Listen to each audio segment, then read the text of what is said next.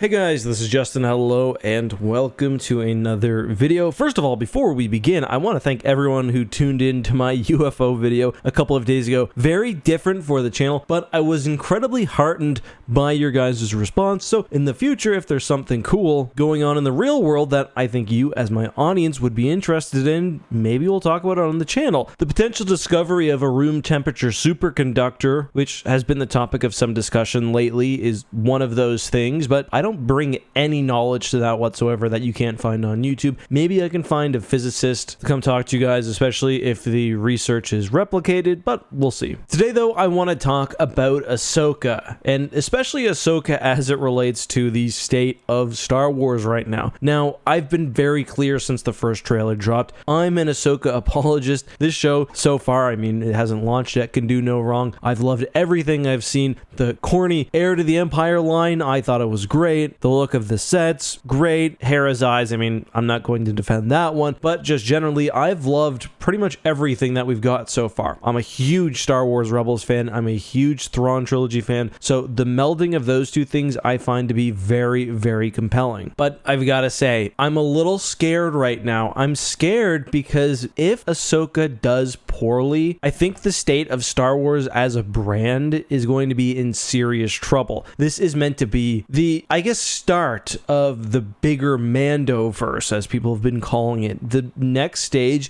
in Star Wars storytelling for this era. Now, of course, there are other projects going on. The High Republic is doing its thing. The Acolyte will add on to that. We'll have the post-sequel trilogy era with whatever the version of Episode 10 or Rey's movie ends up being. But The Mandalorian really rejuvenated Star Wars. It was a cultural force. Now, to be sure, Season 3 I don't think was as good as any of us hoped it would be. And I feel like now we're going to see the effects of that, and arguably the effects of several shows which haven't lived up to the expectations of many Star Wars fans. Kenobi, probably the biggest one.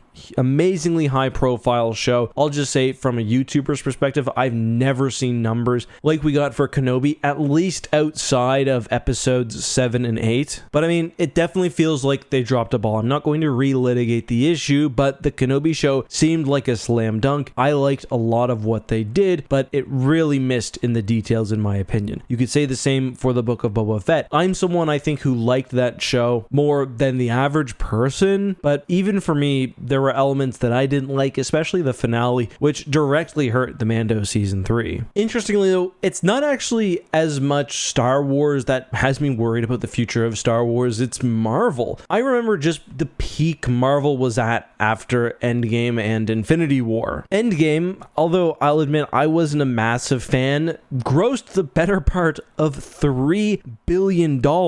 It wrapped up pretty conclusively the first 3 phases of the MCU, and people were excited to see what was coming next. And that's why it's kind of shocking to look at the state of the MCU now, especially the most recent projects. It's kind of funny because you can actually do the Avengers tie-in. Ant-Man and the Wasp: Quantumania was just a bad movie, sub 50% on Rotten Tomatoes, and the fans made Marvel pay. It was a box office flop. And what's striking about that, the reason why I brought up the Avengers specifically, is because this is sort of the first look we get at the next big conflict, which is supposed to be the Avengers facing off against Kang. In my opinion, the movie didn't do a great job of introducing him, and it's a bit of warning signs to me that, hey, fans don't care enough to put up with a substandard movie, even if it means, you know, missing out on a big connective piece in the universe that's going to be important for a decade or whatever. My next point was going to be about Secret Wars and Secret Invasion, with the latter being the new Disney Plus show and the former being the furthest out Avengers movie that we know of. But to be honest, the two have really no similarities aside from, hey, the titles are kind of close. But Secret Invasion is still worth talking about because despite the hype, the prominent featuring of Samuel L. Jackson, the pretty interesting storyline, the show just isn't very good. I only got through the first few episodes. The finale finale is like the worst rated project in Marvel history, and the viewership is just not there. My whole point in this is that the brands are being diluted. I do think that this is more of a Marvel problem than a Disney problem, but this is arguably, I think, as Bob Iger recognized, although is also partly responsible for, a consequence of moving so many productions to Disney Plus and pumping out content to keep viewership and subscriber numbers up. Do I think Marvel can recover? I mean, yeah. Phase 5 and Phase 4 have definitely felt more like transitions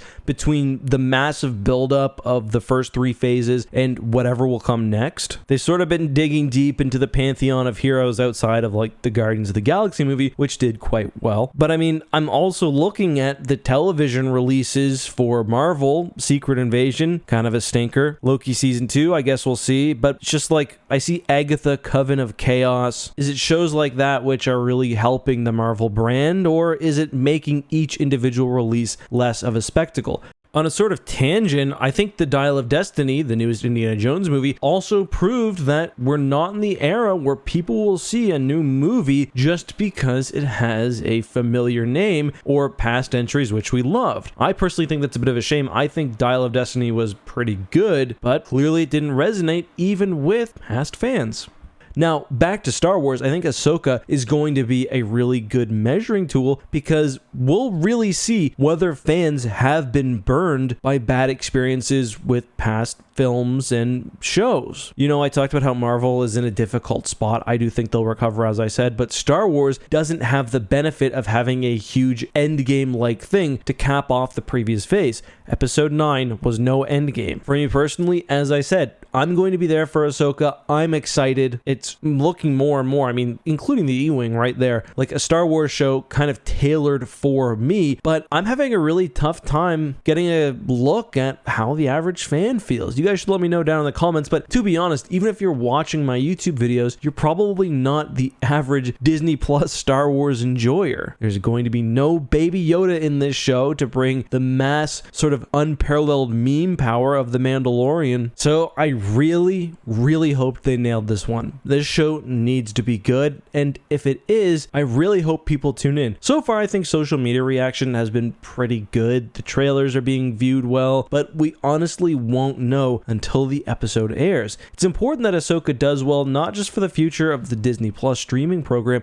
but because we know that this is meant to be eventually a movie. The Mandoverse finale is supposed to be a cinema event, so this needs to be good. The Mandalorian Season 4 needs to be good. If there's a Book of Boba Fett Season 2, they need to get that on track. Bob Iger, hopefully he's learned. Like, I see Kathleen Kennedy get a lot of hate online. I don't really know what she does. What I do know is that Bob Iger seems to consistently be the guy rushing Star Wars out. You'd think he learned after The Force Awakens had arguably the most impressive domestic run of any modern movie. Like, if I saw those numbers, why would I be worried about getting my Lucasfilm investment back quickly? The Force Awakens in North America earned almost $100 million more than Avengers Endgame. They should have slowed that shit down. Apparently, he didn't get the message. They made the same mistakes with streaming. Hopefully, they learn before they really do some serious long-term damage, and we've got to take another decade break before the next big Star Wars thing. But those are my thoughts. Let me know yours below.